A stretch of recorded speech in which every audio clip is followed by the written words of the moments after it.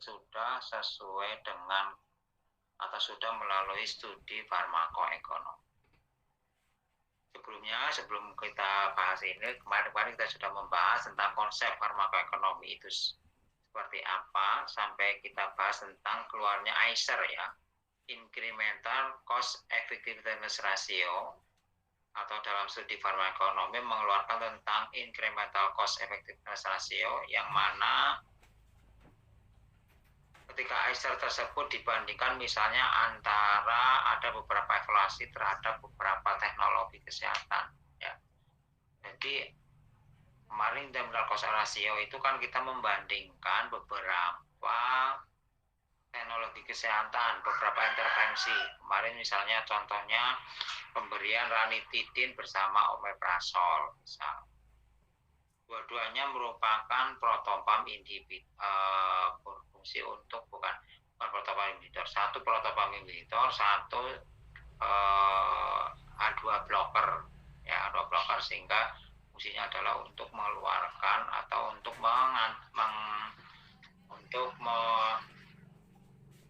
mengatasi gastritis. Di antara dua intervensi ini kira-kira mana yang paling cost efektif ya? Ya, perbandingan keduanya ini dengan menggunakan ICER, Incremental Cost Effectiveness Ratio. Berapa sih nilai perbandingan di antara keduanya itu? Mana yang lebih cost efektif? Kan gitu ya. Kita membandingkan beberapa evaluasi terhadap beberapa teknologi kesehatan. Kemudian dinilai dari setiap ICER, teknologi kesehatan tersebut dapat digunakan untuk memilih, untuk menentukan prioritas prioritas mana dari kedua teknologi ini bisa dipakai atau lebih diterima untuk proses pengobatan pasien, atau bisa diterima di dalam hal proses intervensi terhadap kesehatan.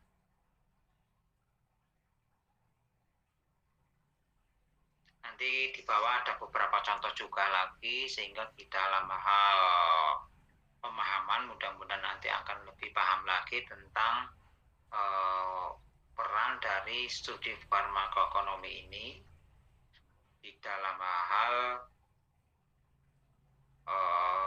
setting evaluasi ya. Di dalam setting evaluasi menentukan prioritas setting, melakukan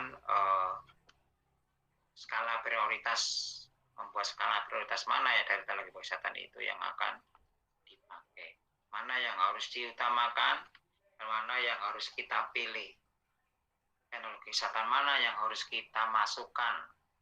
Jadi dalam hal intervensi kesehatan tidak hanya sekedar sediaan farmasi ya, tidak hanya terbatas dalam sediaan farmasi atau sediaan obat, tapi ada teknologi-teknologi lain juga yang di situ bisa dipakai di dalam hal melakukan intervensi kesehatan.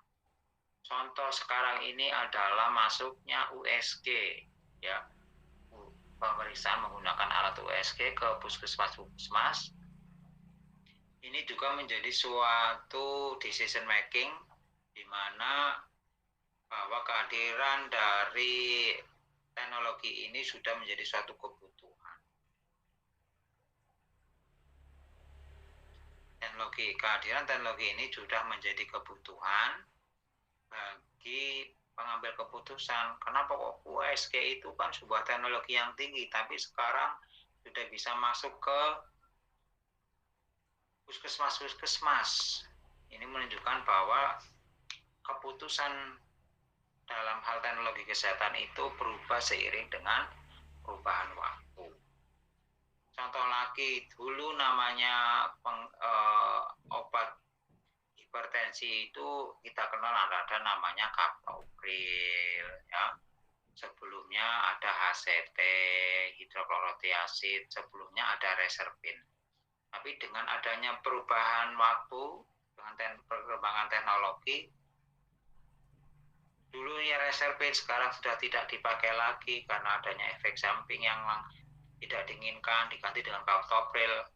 Captopril efektivitasnya mungkin bukan karena efektivitasnya, tapi karena efek batuknya mengganggu banyak pasien, maka diganti dengan adanya amlodipin. Sekarang posisinya sudah digantikan dengan amlodipin. bergeser banyak.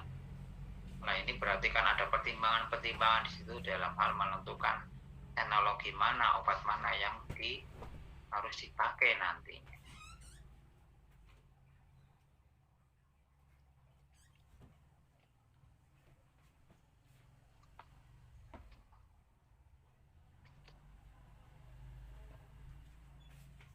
Nah, kenapa sih setting prioritas atau priority setting itu harus dilakukan? Seberapa pentingnya sih?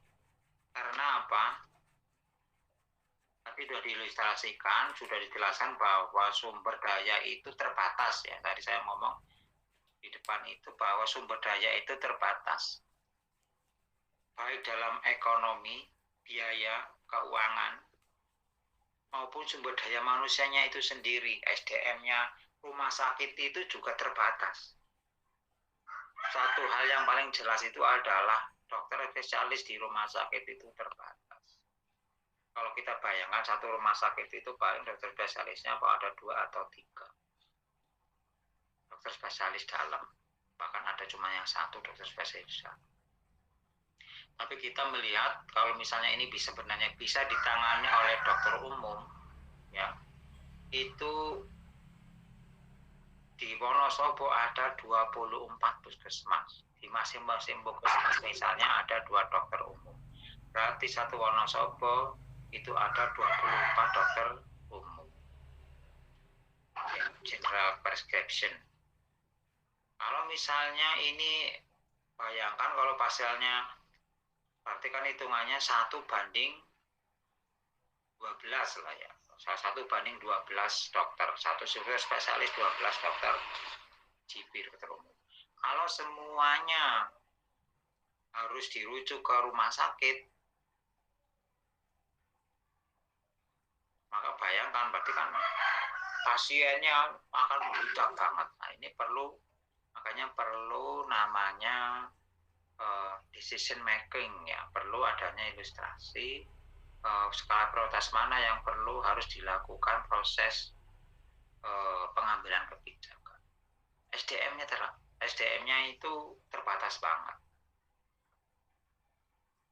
Contoh yang lainnya apabila misalnya muncul sebuah penyakit, munculnya sebuah penyakit ini kan menambah beban. Sehingga sebenarnya namanya teknologi kesehatan itu juga berperan di dalam promotif preventif. Tidak hanya skala kuratif saja. Kalau sudah berpikirannya kuratif terus, ya akan menjadi beban bagi tenaga kesehatan. Tapi dengan adanya promotif, preventif, tidak dengan sumber daya kesehatan yang terbatas, tidak dibebani dengan penambahan penyakit yang baru. Atau masyarakatnya semakin sehat, maka beban tenaga kesehatan juga semakin berkurang.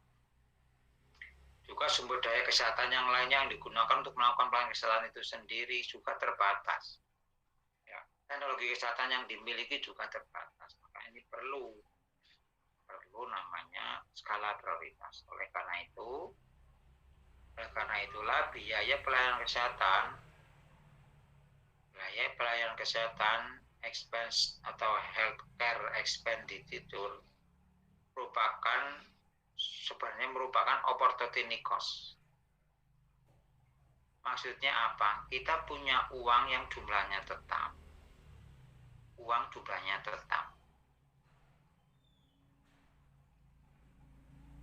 Kita itu akan diminta untuk memilih intervensi mana yang akan kita pakai. Misalnya nih, suatu gambaran yang mudah-mudahan bisa memberikan penggambaran bagi adik-adik semuanya biar lebih mudah paham. Ada anak kos yang di situ memiliki uang 10.000. Uang 10.000 ini akan dipakai untuk makan.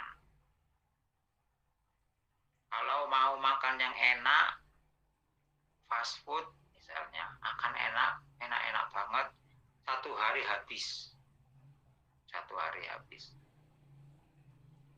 Tapi kalau dia mau makan biasa-biasa saja, bisa mencukupi untuk mungkin 5 hari, 5 hari baru habis. Sehingga kan kita melihat bahwa uang 100.000 ini kan ada namanya opportunity cost. Biaya oportunitas. Berarti ini sebenarnya bisa untuk mencukupi berapa.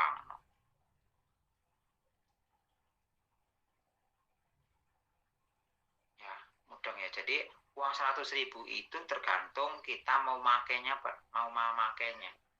Mau memakai dengan high cost berarti sekali habis, tapi kalau mau menggunakan bisa dipakai 5 hari juga bisa. Dengan apa?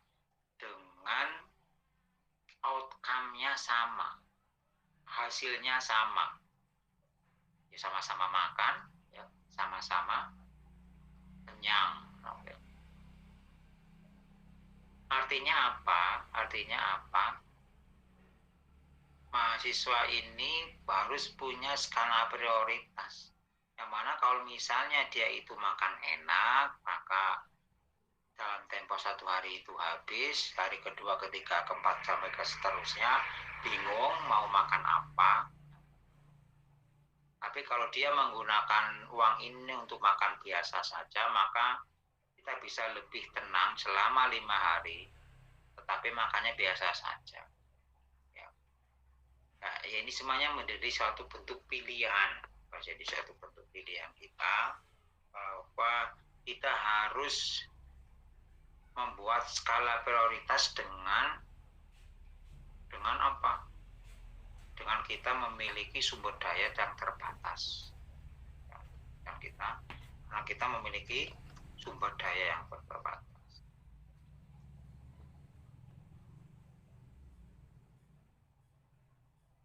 Sehingga keseimbangan antara biaya dan manfaat itu krusial dari perspektif ekonomi welfare, ya. Krusial. Seperti anak kos tadi, kira-kira biaya mana yang masih terjangkau dengan manfaatnya yang paling besar. Itu juga sama dan dengan pemerintah. Pemerintah itu anggarannya terbatas. Biarpun meskipun secara teori anggaran dibanding kesehatan itu selama ini itu naik kan, tapi kan dibanding kebutuhan di bidang kesehatan bisa dikatakan unlimited, ya. Kebutuhan di bidang kesehatan itu tidak terbatas, tapi di sini karena anggarannya itu terbatas, maka perlu namanya skala prioritas. Biarpun secara normal bahwa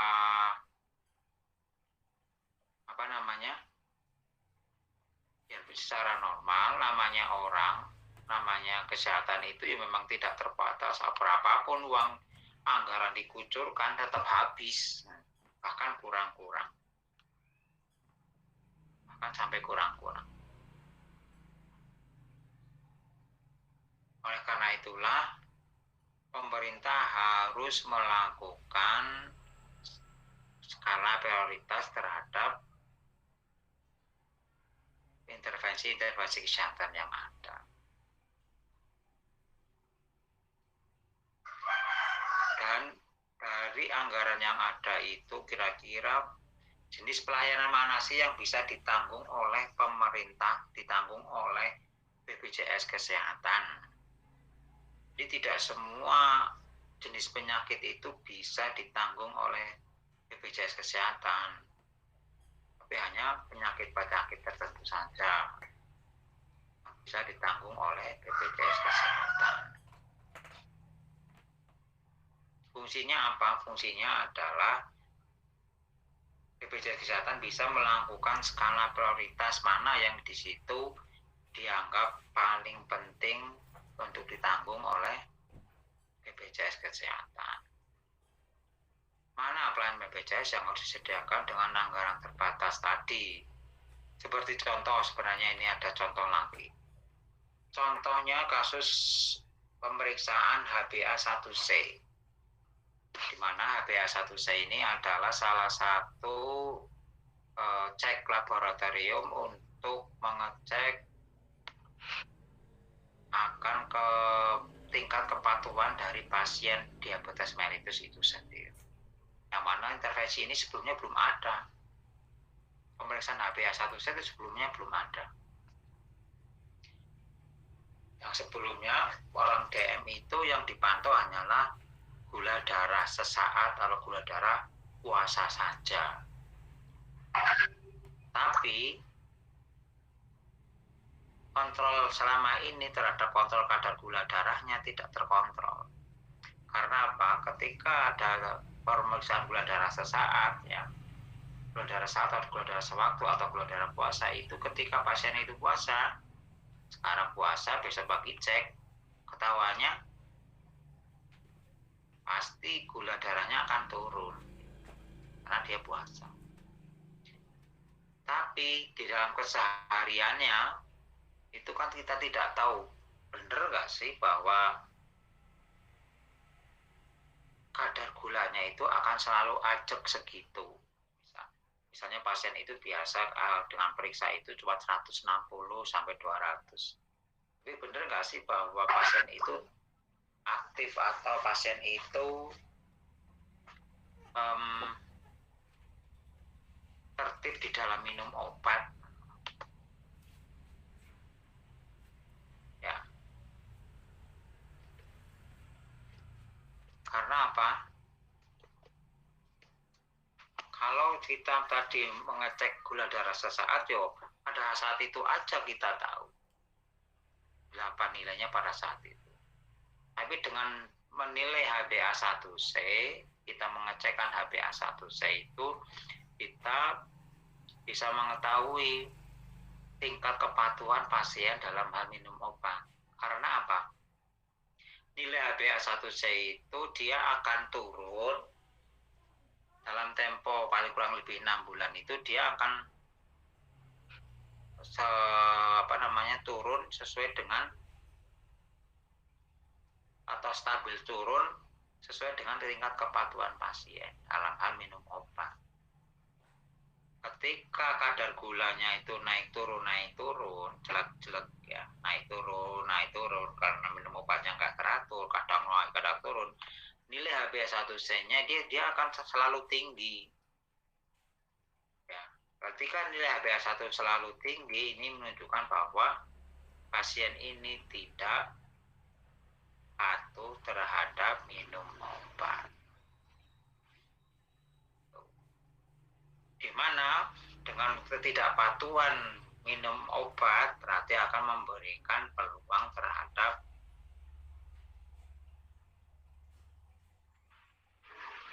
munculnya penyakit-penyakit penyerta nantinya seperti gangren, neuropati, hipertensi DM, bahkan nanti bisa memacu stroke mungkin ya, karena kadar gulanya tinggi, memacu juga gagal ginjal. Malah dengan kadar gulanya tinggi kan mau nggak mau ginjal harus bekerja ekstra keras kan. Tapi dengan dipantaunya HbA1c ya, kita bisa mengetahui pasien itu untuk bisa teratur, memacu mereka untuk bisa teratur, ketahuan HbA1c-nya. Dengan diketahui ini, maka HbA1c pun turun, otomatis prognosis dari pasien diabetes mellitus ke depannya, ya, penyakit penyerta nantinya seperti gangren, neuropati itu akan berkurang atau bisa diturunkan. Artinya apa? Beban ekonomi di masa depan mengenai kemungkinan pengobatan gangren dan sebagainya dari penyakit penyerta, penyakit yang disebabkan karena ketidakpatuhan pasien minum obat DM di masa depan itu bisa diturunkan.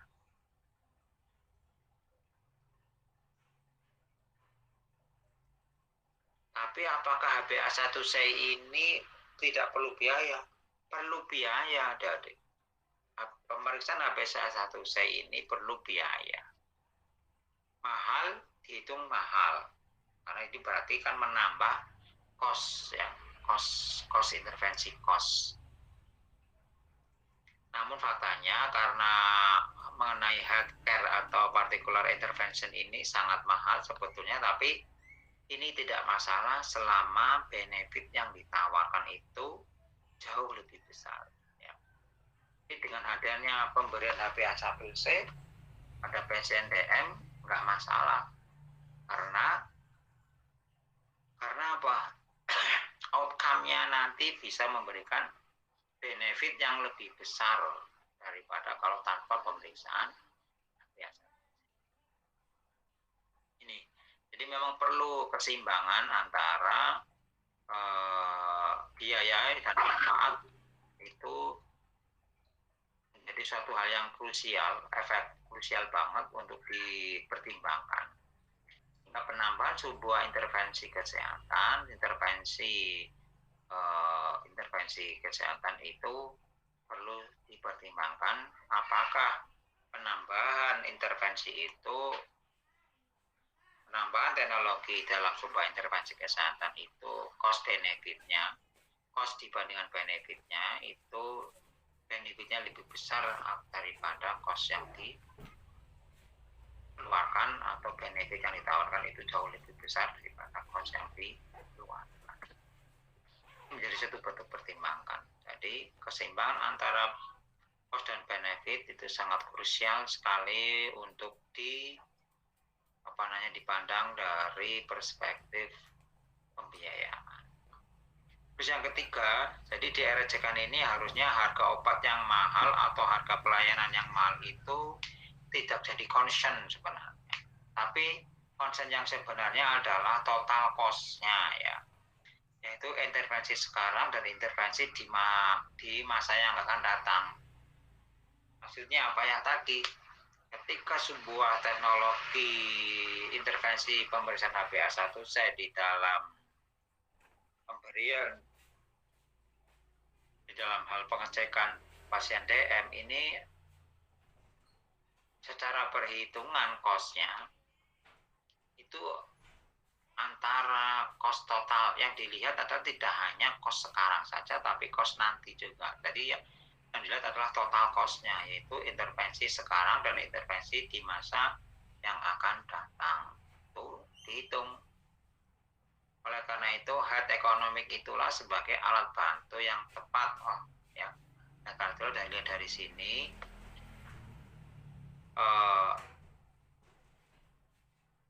health economic itulah menjadi suatu alat bantu yang tepat di dalam hal membantu memberikan keputusan kepada stakeholder, ya, kepada pengambil keputusan, kepada direktur, kepada Kementerian Kesehatan, membantu memutuskan, memberikan keputusan yang tepat mana teknologi obat, teknologi mana atau intervensi mana yang memberikan cost efektif paling cost efektif, atau memberikan keputusan apabila ada teknologi kesehatan yang dimasukkan itu cost efektif atau tidak. Apabila cost efektif bisa diterima, apabila tidak cost efektif maka pengobatan ini bisa ditolak atau diabaikan.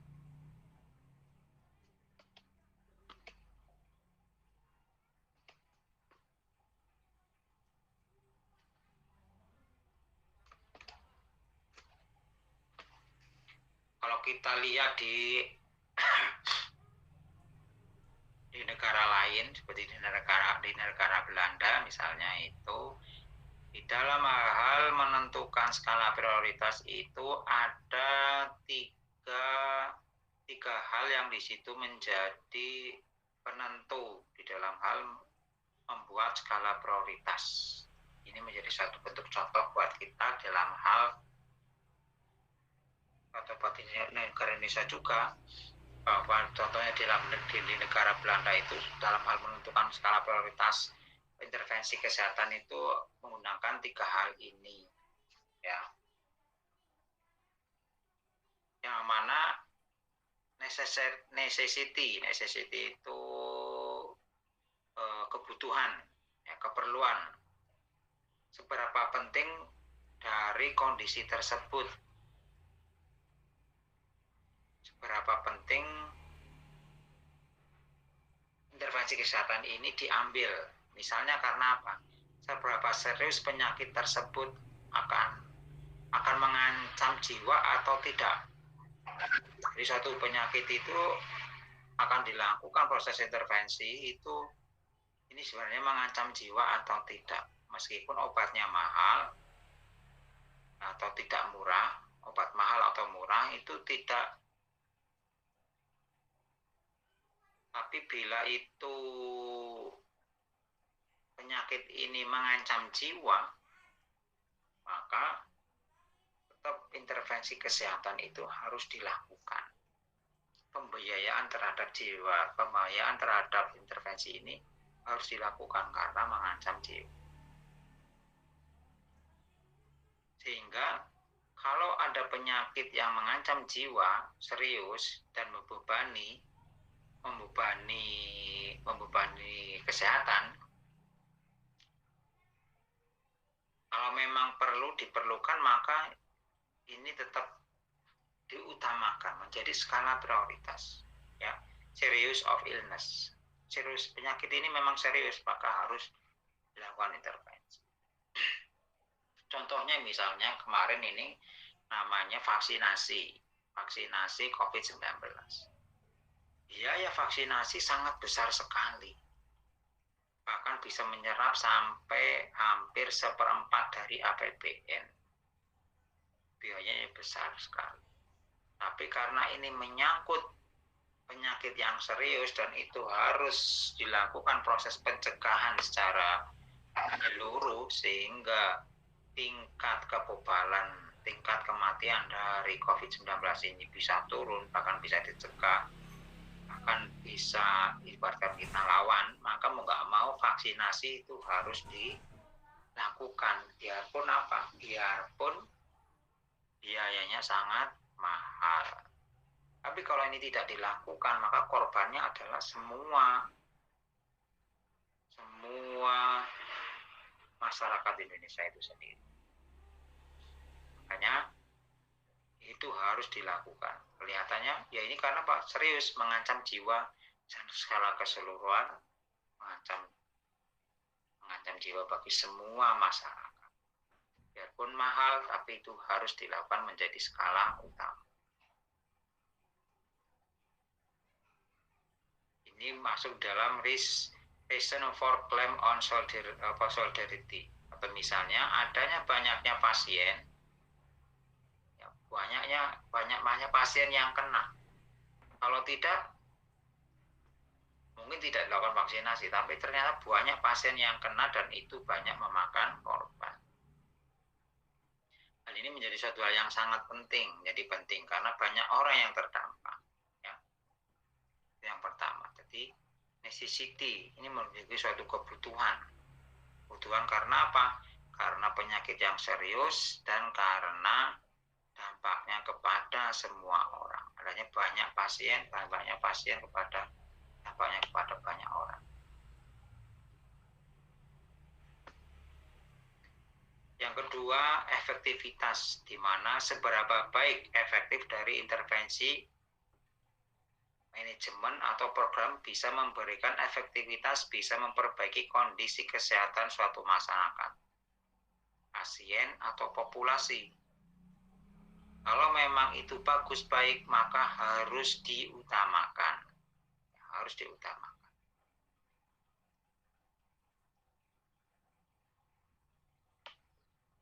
Terus ada namanya yang ketiga adalah cost efektif. Seberapa cost efektif suatu intervensi treatment program itu seimbang antara biaya dan efektivitas.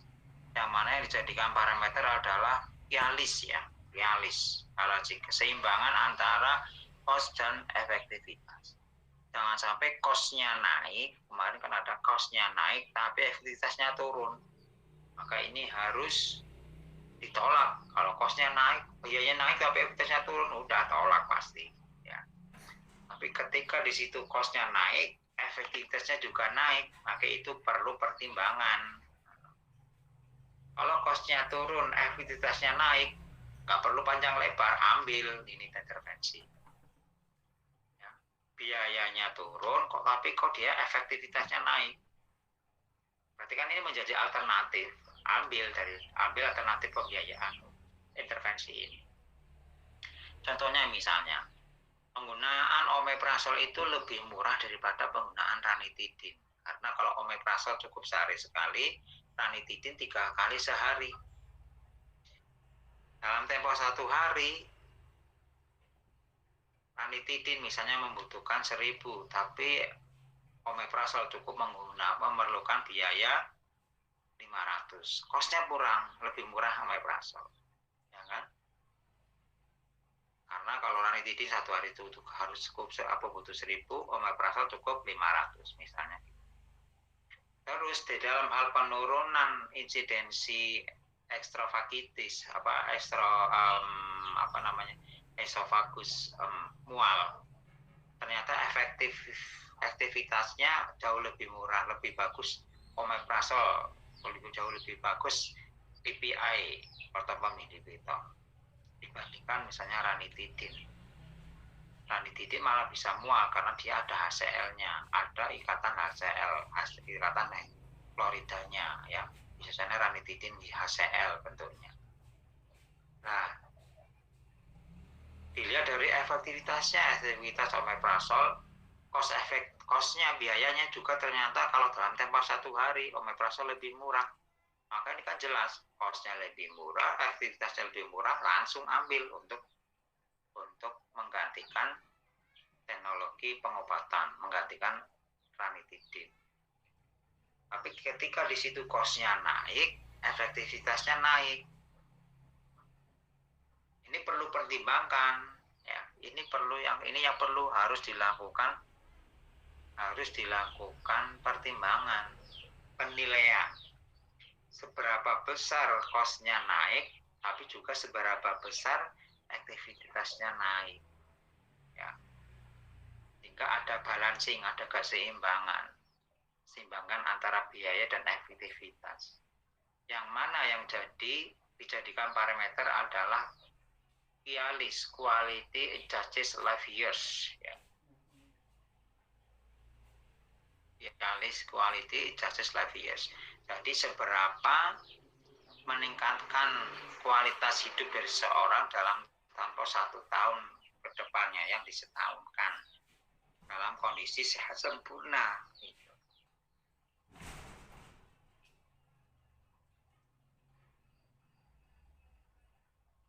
Ini menjadi 3 hal yang menjadi satu hal yang penting di dalam hal pengambilan keputusan.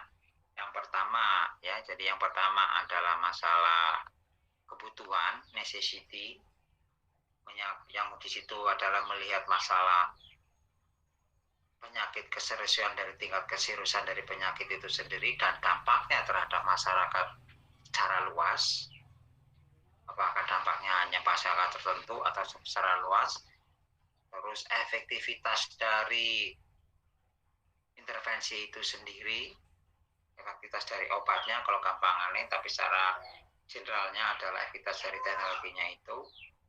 Yang ketiga masalah biaya dan pertimbangan antara kos dan biaya dan efektivitas itu sendiri. Itu menjadi satu bentuk pertimbangan.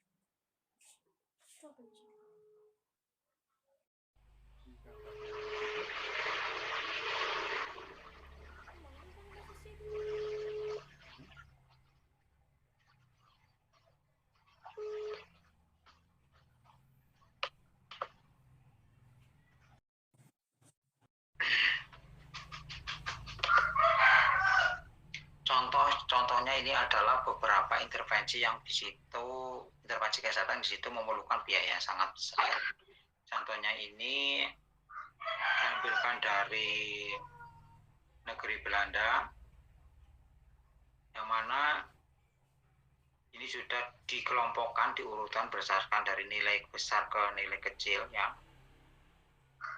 Di dalam setiap intervensi kesehatan itu ada perbandingan antara cost dan QALYS. Cost yang diperlukan dengan QALYS, Quality Adjusted Life Years. Ya. Di ranking, diurutkan perbandingan antara cost per QALYS atau incremental cost activities ratio dari beberapa intervensi kesehatan.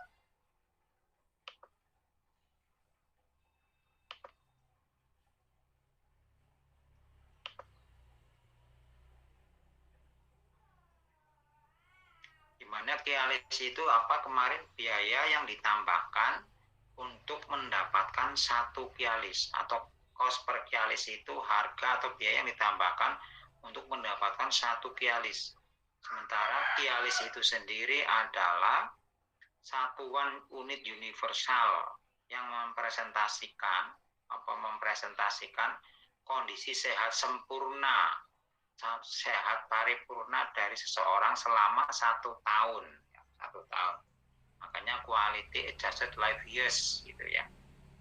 Jadi satuan universal yang mempresentasikan kondisi sehat sempurna dari seorang selama 1 tahun. Kalau dalam skalanya kan, kalau 0 berarti meninggal, 1 itu sehat sempurna. Nah ini dilihat dari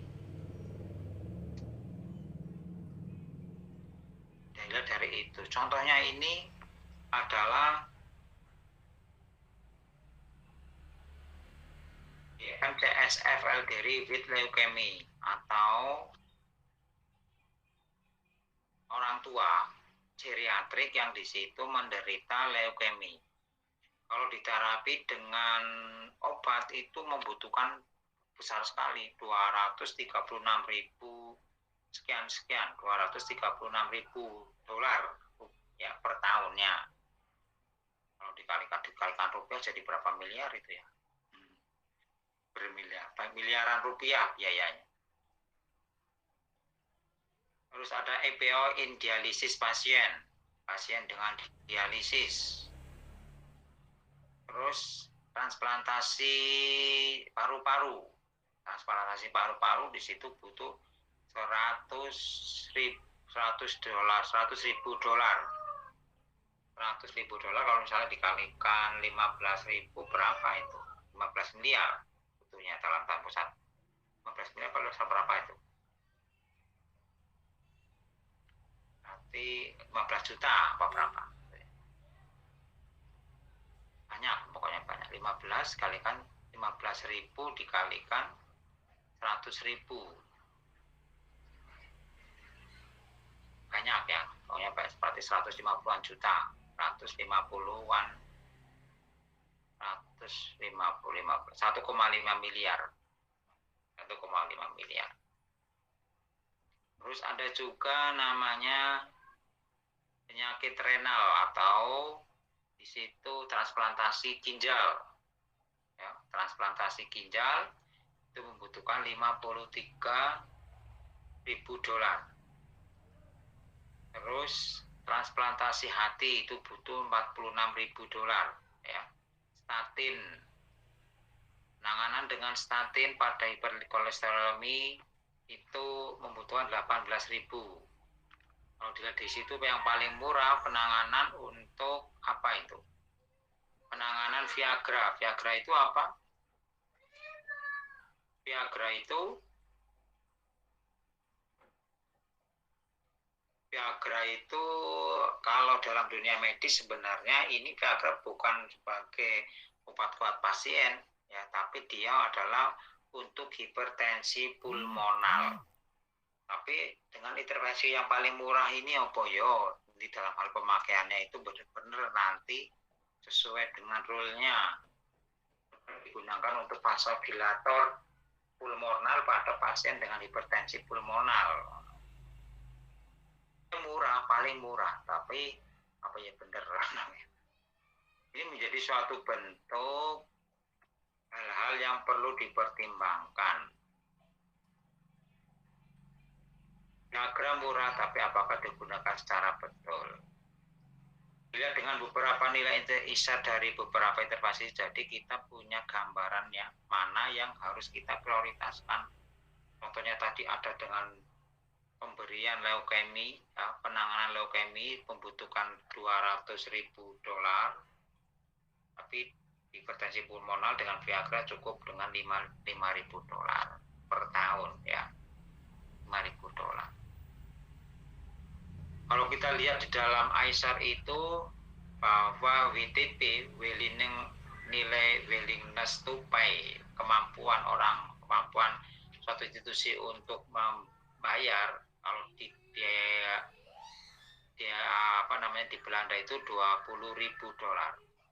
Kalau kita lihat di situ misalnya gagal ginjal atau transplantasi ginjal, itu kan berarti nilainya sekitar $56.000 ya, berarti 2 kali lipatnya dari WTP.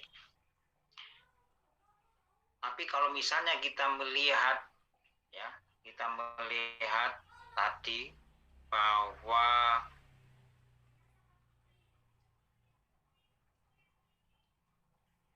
transplantasi ginjal itu memang 2 kali lipat nilainya dari di atas WTP.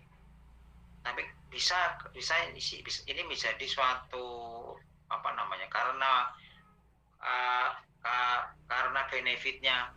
karena benefitnya lebih bagus, lebih memungkinkan, lebih menjanjikan daripada cost-nya, tapi kemungkinan ini tetap bisa masuk untuk menjadi skala prioritas untuk proses pembiayaan oleh institusi payer. Contohnya di Indonesia itu berarti bisa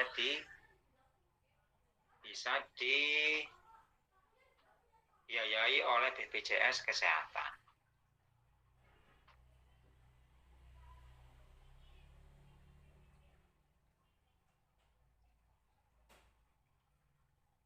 Di sana, di luar, biar saya nggak ganggu.